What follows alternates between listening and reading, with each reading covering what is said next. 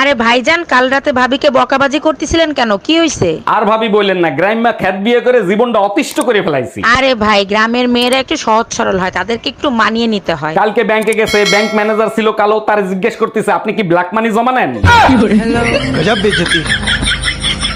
ছেলেরা তো এমনি সুন্দর, যা পরে একটা লুঙ্গি একটা সেন্টর গেঞ্জি পরে ছেলেরা এমনি হ্যান্ডসাম। পান দিয়া লাভ নাই, এগুলো সমিতির টাকা, সাবান দিয়া মুগ্ধ, পার্লারে যাওয়া লাগবে না।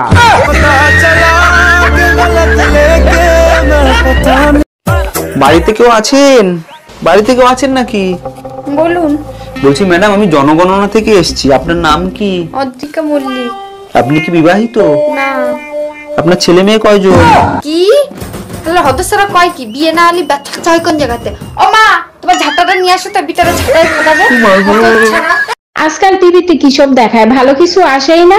কিছু একটা দেখতে যাও, একটু পর পর অ্যাড আসতেই থাকে। টেবিলের উপর দেখো সেন্টার ফ্রুট রাখা আছে, ওটা খাও, দেখবা ভালো লাগবে। আমি একা খাবো, তুমি খাবা না? আমার খাওয়ার দরকার নাই, আমি এমনিতেই চুপ থাকতে পারি।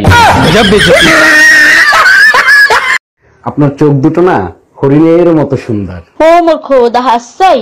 আপনার ঠোঁট দুটো না গোলাপের মতো মিষ্টি। ও হেই, ধন্যবাদ। শুধু ধন্যবাদই দিলেন? না, আপনার জড়াই ধরে আমি সুমা দিমু, শেষটা বেটা। উফ, আজকে যা তোমারে লাগতেছে মনে হয় জড়ায় ধরে সুম্মাইতে থাকি। আজকেও তুমি আবার মদ খায় এসো, তাই না? তুমি কি করে বুঝলে যে আজকে আমি মদ খেয়ে আসছি? কারণ আমি আপনার টুম্পা ভাবি, আপনার ঘর পাশে ফ্ল্যাটে। Bye bye, tata. জীবনে টাকা আসবে, টাকা চলে যাবে, বন্ধু আসবে, বন্ধুরাও চলে যাবে, কিন্তু একবার যদি মোটা পান চলে আসে, যাবেই না।